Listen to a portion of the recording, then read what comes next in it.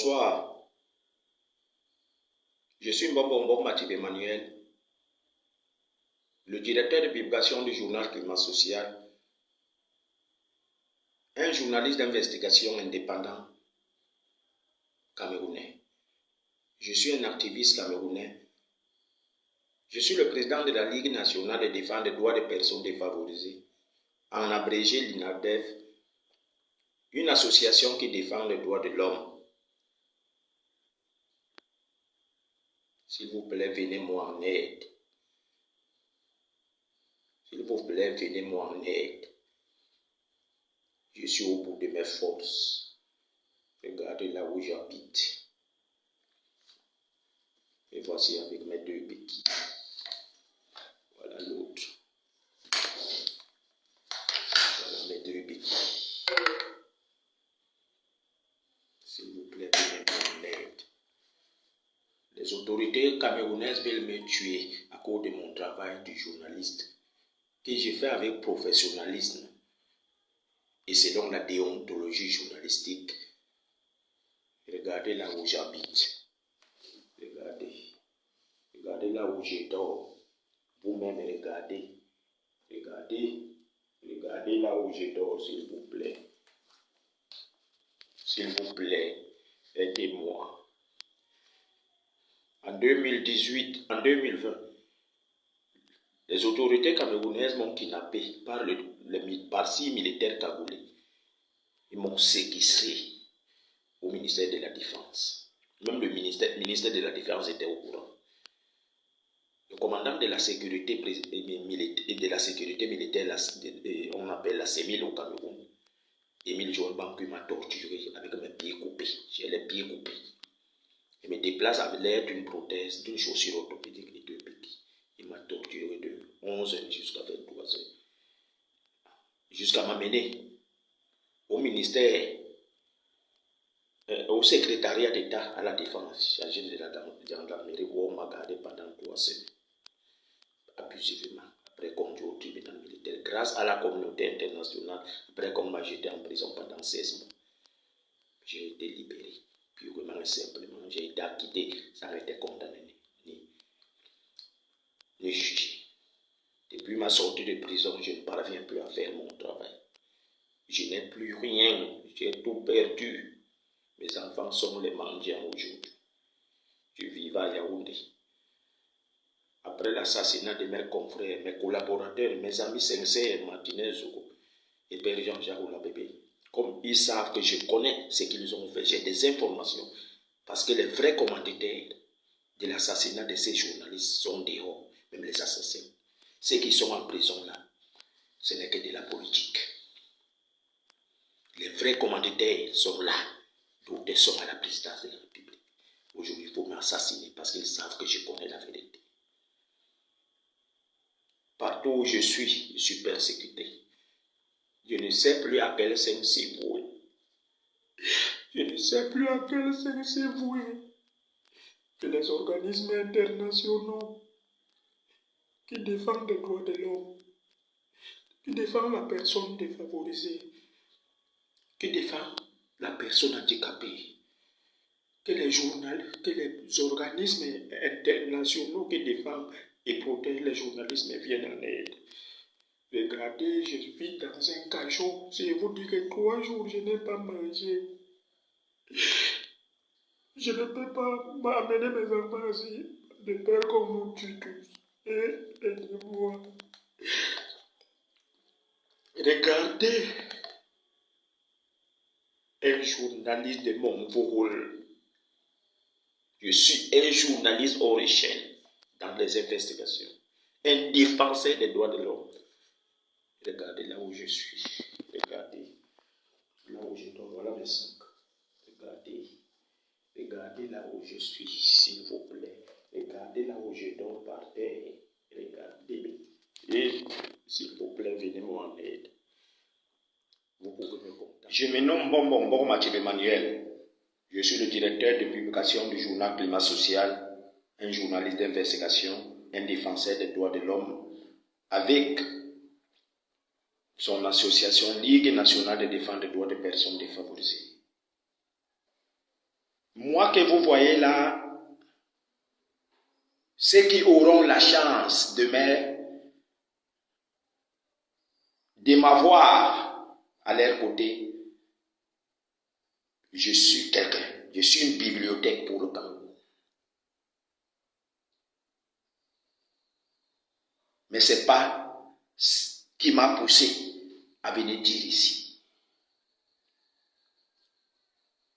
Après mes 16 mois de prison arbitraire, grâce à la communauté nationale et internationale, grâce au syndicat national des journalistes indépendants du Cameroun, grâce au CPJ, aux Reporters sans frontières, grâce à American Bar Association, un barreau américain, grâce à Mimi Mefo, grâce à Michel Bientom, je redis grâce à Alex Koko Andang, le président du syndicat national des journalistes indépendants du Cameroun, j'ai été libéré. Grâce au comité de protection des journalistes, j'ai cité CPJ. Étant en prison, ces organismes, ce syndicat national des journalistes du Cameroun, cette communauté internationale m'a aidé financièrement. Et mes frères Bamileke et mes sœurs Bamileke m'ont aidé. J'ai compris que les Bamileke ont le cœur. Quand je suis sorti, j'ai demandé à tous ceux dont j'ai offensé au Cameroun pardon. À tous ceux dont j'ai offensé avant d'aller en prison, pardon. Et aujourd'hui, si vous n'avez pas reçu cette vidéo auparavant, je vous demande de prendre cette vidéo et placer dans Facebook et vous la partagez. Je viens ici encore demander pardon. En général, à tous mes frères et sœurs que j'ai offensés d'une manière à une autre avant d'aller en prison. En particulier à mes frères et sœurs de l'Ouest Cameroun. D'où j'ai un enfant de 18 ans qui part en première aujourd'hui, qui doit aller en première cette année. J'ai un enfant de ce côté avec une fille Bafoussa. Ça veut dire que les Bamileke sont mes beaux-frères et mes belles-sœurs. Pour les avoir donc offensés dans le passé, je leur demande pardon publiquement. Et je veux que cette vidéo soit partagée dans tous les forums, dans mon Facebook et partout. Dans le passé, j'ai fait l'erreur totale de ma vie. Et je faisais cela croyant que je soutenais M. Biya, je soutenais Chantal Biya, sans oublier que le couple présidentiel du Cameroun, même si tu les défends, même si tu les donnes l'or et la terre, ils ne sont pas avec vous. Ils ne sont pas avec le peuple camerounais, ils ne sont pas avec les gens comme nous. J'ai fait la prison parce que je défendais un coup d'état contre Paul Biya. Il m'a abandonné en prison. Il n'a rien fait. Quand je suis sorti, je lui ai écrit, il m'a répondu pour que je sois indemnisé. Jusqu'aujourd'hui, cette lettre est bloquée.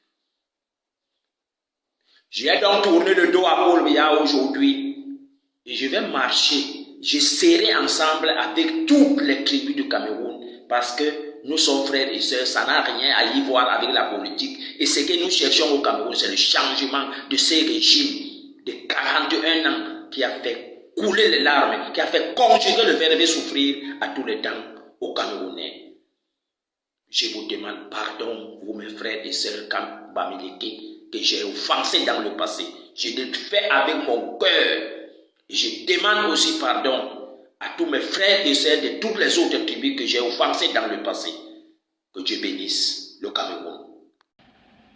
Et je supplie tous ceux dont j'ai offensé dans le passé, croyant supporter quelqu'un et que les gens se sont sentis heurtés, je vous demande pardon. Allusion faite au peuple Bamileke, c'est ça? Allô? Allusion faite au peuple Bamileke, c'est bien de cela qu'il s'agit?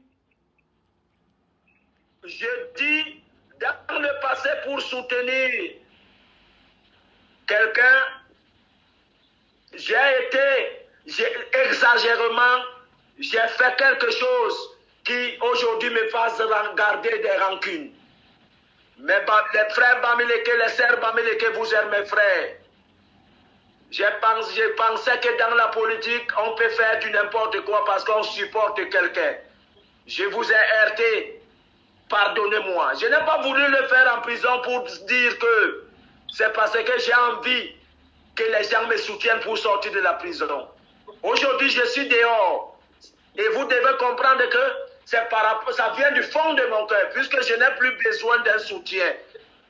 C'est en prison que je devais dire que non, soutenez-moi. Je suis sorti de la prison. Vous devez donc savoir, vous mes frères et sœurs Bamileke, que je reconnais de vous avoir heurté parce que j'étais en train de soutenir Paul Biya, pensant que il était mon champion, pensant qu'il était mon Dieu, pensant qu'il était celui qui devait aussi me secourir. Mais j'ai vu qu'il n'est pas le président des pauvres, il n'est pas le président des handicapés. J'ai été déçu. Paul Biya n'a rien fait pour moi. Avec tout ce que j'ai fait pour lui, il m'a abandonné. Aujourd'hui, j'ai des rancunes partout. J'ai des rancunes partout. Peuple Bamileke, même si je vous ai fait quoi, pardonnez-moi. Emmanuel Mbombo Matip, merci d'avoir accordé cette interview à la chronique de MBT et bonne suite à vous. Merci.